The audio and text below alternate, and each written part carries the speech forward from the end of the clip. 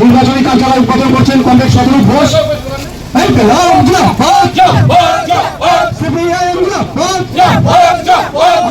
বিধানসভা নির্বাচনে বিধানসভা কেন্দ্রে পশ্চিমবঙ্গে আসার জন্য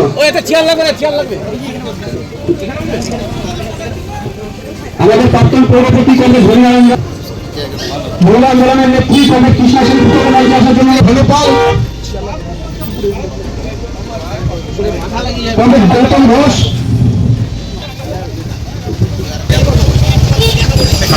কংগ্রেস কৃষ্ণা সেন অরূপ ঘোষকে মঞ্চে আসার জন্য অনুরোধ করছি। কংগ্রেস উত্তম পাল সিপিআইএম প্রার্থীকে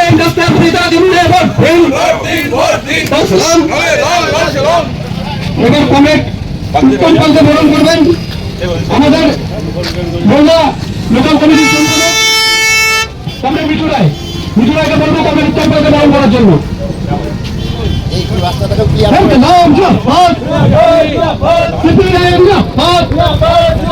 আসন্ন বিধানসভা নির্বাচনে সিপিআইএম প্রার্থীকে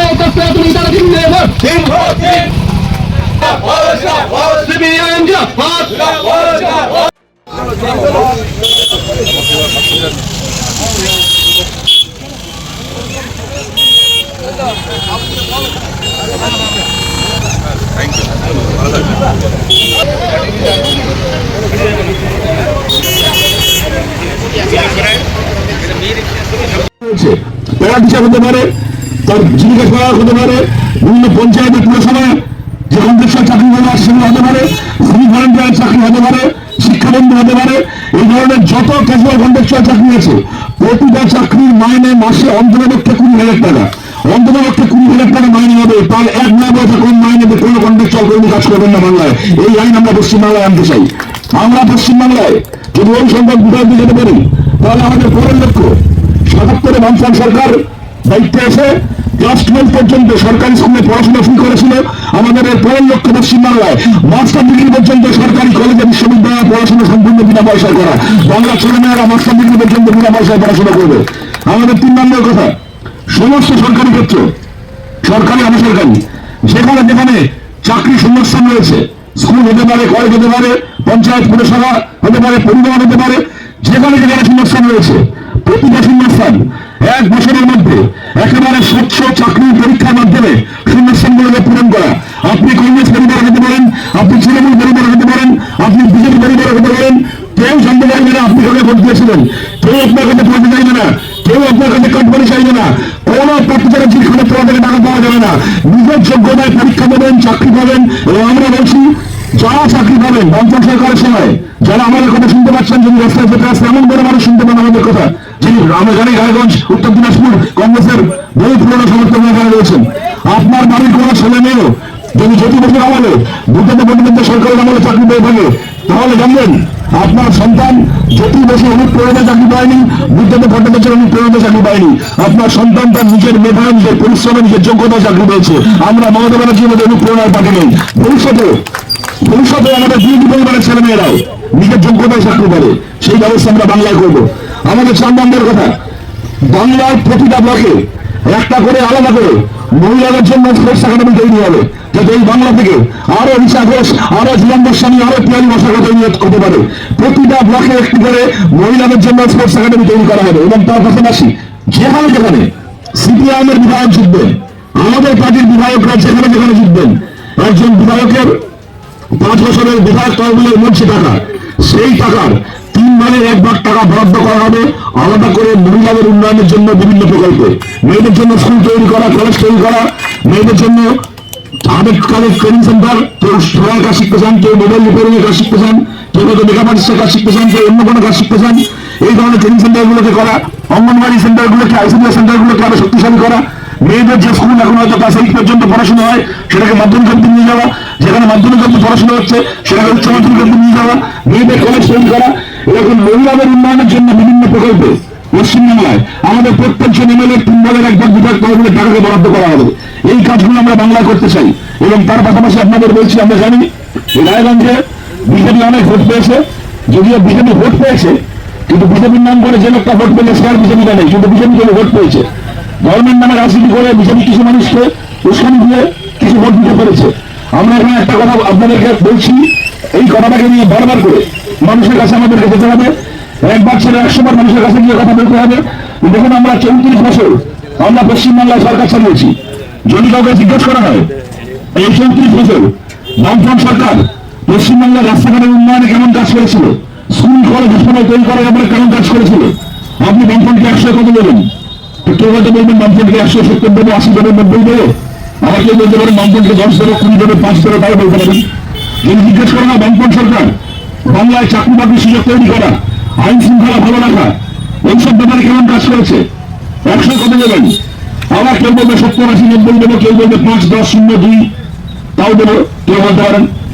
যদি প্রশ্ন করা হয় 34 বছর পশ্চিমবাংলায় বামফ্রন্ট সরকার চলেছে, এই 34 বছর যাতে বাংলার প্রত্যেকজন সাধারণ মানুষ নিজের ইচ্ছা মতো নিজের ধর্ম পালন করতে পারেন, এই পরিবেশ বজায় রাখা প্রশ্নে বামফ্রন্ট কেমন কাজ করেছে আমাদের অতি বড় শত্রুকে বলতে হবে। বামফ্রন্টকে আমরা এই প্রশ্নে 100 দেবো, একটা নম্বর কেউ কাটতে পারবে না।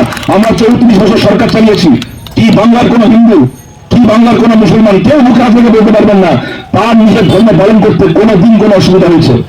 আমরা কংগ্রেস পার্টি করি, আমরা সিপিআইএম করি, আমরা ধর্মনিরপেক্ষতায় বিশ্বাস করি।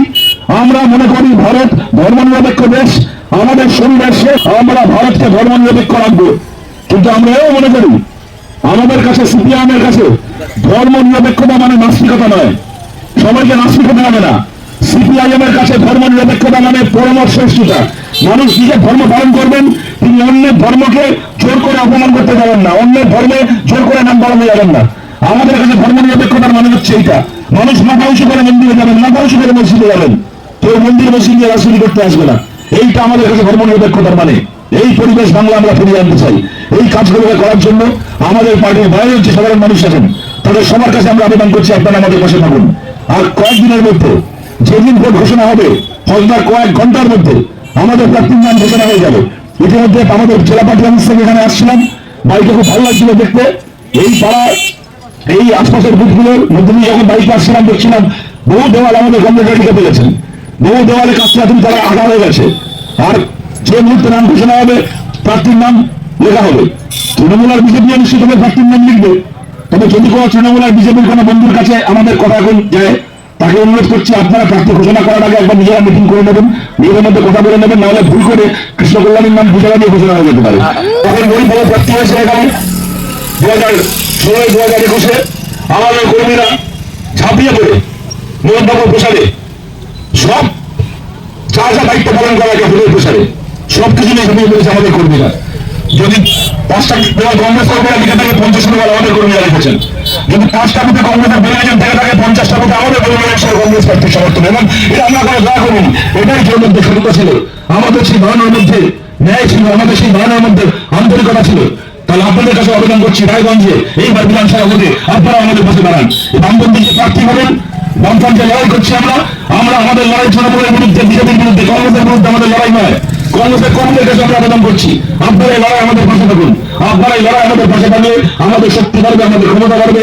আপনাদেরকে সঙ্গে নিয়ে আমরা জিততে চাই, এবং খালি জিততে নয়, সামনের 5 বছর ভোটের আগে যদি জোট না হয়ে থাকে, ভোটের পরে আমরা জিতলে সামনের 5 বছর এই বিধানসভা কেন্দ্রের উন্নয়নের সারাদিন ধরে আমাদের এর আগে হেমতাবাদে কর্মী সভা ছিল, তারপরে আমাদের কালচারাল একটা অনুষ্ঠান ছিল আমাদের গণনাট্য সংঘের এখানে, তারপরে এখন রায়গঞ্জে আমাদের নির্বাচনী কার্যালয় উদ্বোধন হলো। এখন তো ভোটের কাজ শুরু হয়ে গেছে, সব জায়গায় বুঝতেই পারছেন আমাদের কর্মীরা ঝাঁপিয়ে পড়েছে ভোটের কাজে, ভোটের প্রচারে। আর রায়গঞ্জে আমাদের কাছে এটা আমাদের কর্মীরাও খুবই উৎসাহিত হয়ে এবার ভোটের কাজ অনেক আগে থেকে শুরু করে দিয়েছেন, কারণ 25 বছর পরে রায়গঞ্জ বিধানসভা কেন্দ্রে কাছ থেকে তারা চিহ্নে আমরা লড়ছি, এবং 25 বছর পরে আমরা আমাদের সমর্থকদের কাছে বলতে পারছি যে আপনারা কাছ থেকে তারা চিহ্নে ভোট দিন বিধানসভার ক্ষেত্রে। সুতরাং সেটাও একটা বাড়তি উৎসাহের কারণ আমাদের কর্মীদের কাছে। লড়াই কোনো সমস্যা নেই, আর লড়াই মসৃণ নয়, কোনো লড়াই সহজ নয়, তবে কঠিন লড়াই আমরা জিততে চাই।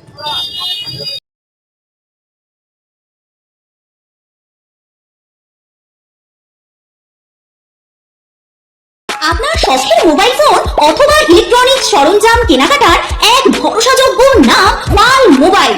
উত্তর দিনাজপুরের রায়গঞ্জে অবস্থিত এই পাল মোবাইলে আপনি পাচ্ছেন Vivo, Oppo, Xiaomi, Realme, OnePlus, nothing, Motorola, iPhone সহ সকল নামি দামি কোম্পানির যে কোনো মডেলের মোবাইল। এছাড়াও রয়েছে ওয়ালপুল, এলজি, স্যামসাং, হায়ারের মতো বিশ্বস্ত সকল কোম্পানির TV, fridge, AC, washing machine সহ প্রয়োজনীয় সকল প্রকার ইলেকট্রনিক্স আইটেমের বিপুল সম্ভার। তাহলে আর দেরি কেন? বাজারে সব থেকে সুলভ মূল্যে আপনার পছন্দের মোবাইল ও ইলেকট্রনিক্স সামগ্রী কেনার জন্য আজই চলে আসুন পাল মোবাইলে। ঠিকানা সুভাষগঞ্জ, রায়গঞ্জ, উত্তর দিনাজপুর। বিস্তারিত জানতে যোগাযোগ করুন এই নম্বরে।